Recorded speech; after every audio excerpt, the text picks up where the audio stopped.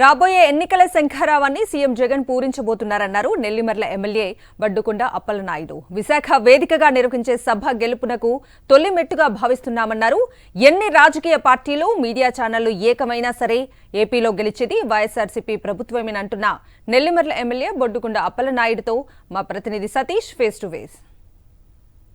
ఎన్నికల శంఖారావాన్ని ముఖ్యమంత్రి వైఎస్ జగన్మోహన్ రెడ్డి పూరించబోతామన్నారు. ఉత్తరాంధ్రలోని విశాఖ వేదికగా ఎన్నికల శంఖారావానికి పూరిస్తూ ఉన్నారు. మనతో పాటు ఆ నెల్లిమర్ల ఎమ్మెల్యే బడ్డుకొండ అప్పలనాయుడు ఉన్నారు. ఆయనతో మాట్లాడే ప్రయత్నించారు. ఈ సభ ద్వారా కార్యకర్తల్ని సిద్ధం చేయబోతా ఉన్నారా, ఎలాంటి సందేశం ఇవ్వబోతా ఉన్నారు?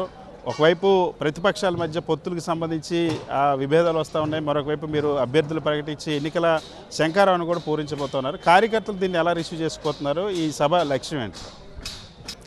ఇవాళ సిద్ధం అనే కార్యక్రమాన్ని భీమిలి కాన్స్టిట్యున్సీలో నా కాన్స్టిట్యున్సీ నైబర్గా ఉన్నటువంటి పక్కన ఉన్నటువంటి 3 కిలోమీటర్ల దూరంలో ఉన్నటువంటి ప్రాంతంలో ఈ కార్యక్రమాన్ని పెడుతున్నారు. ఈ కార్యక్రమానికి సుమారుగా 4 నుంచి 5 లక్షల జనాభా రావడానికి ఇక్కడ ఏర్పాట్లన్నీ సిద్ధం చేశారు.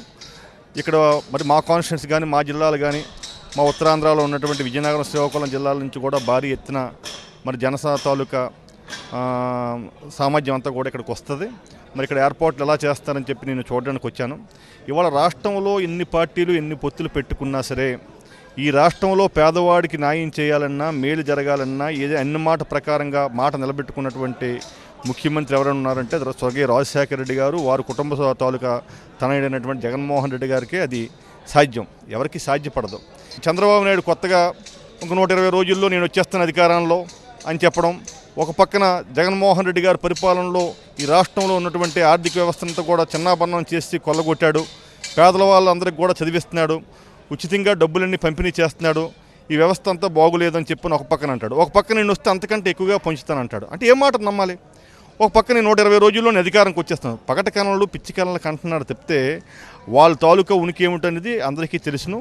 ఇవాళ జనసేన కాదు, అలాంటి సేనలతో ఎన్ని పొత్తులు కలిసినా ఇవాళ మళ్ళీ రేపు రాబోతున్న ఎలక్షన్లో 100కి 150 నుంచి 170 సీట్లతో జగన్మోహన్ రెడ్డి గారే మళ్ళీ అధికారం చేపడతారు.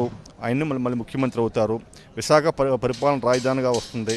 ఇక్కడ ఉన్నటువంటి విశాఖపట్నాన్ని చూసుకుంటే అన్ని రకాల అభివృద్ధి ఇవాళ జగన్మోహన్ రెడ్డి గారు వచ్చిన తర్వాత మరి గత ప్రభుత్వంలో ఎయిర్పోర్ట్ భూసేకరణ అవ్వకపోయినా, R&R ప్యాకేజ్ అవ్వకపోయినా సరే శంకుస్థాపన చేసి అదేదో ప్రచారానికి పరిమితి చేశారు.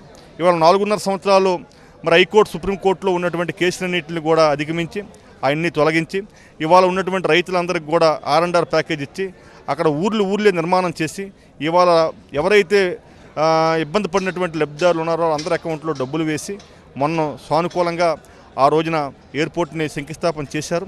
ఇవాళ ఈ మధ్యకాలంలో మా రీజనల్ కోఆర్డినేటర్ అయినటువంటి గౌరవనీయులు సుబ్బారెడ్డి గారు, మా జిల్లా ప్రెసిడెంట్ అయినటువంటి చిన్నసీని గారు, ఎంపీ గారు, మరి గుడివాడ అమర్ గారు, 4 జిల్లాల్లో ఉన్నటువంటి మా మంత్రులు, ఎంపీలు అందరం కూడా వెళ్ళి మన ఎయిర్పోర్ట్ని తరచు సందర్శించాం. అక్కడ ఇంచుమించి 65% నుంచి 70% వరకు కూడా కాంపౌండ్ వాళ్ళంతా పూర్తయింది. అదంతా చూస్తే రాబోతున్నటువంటి ఒక 2 సంవత్సరాల్లో అదంతా పూర్తవుతుంది.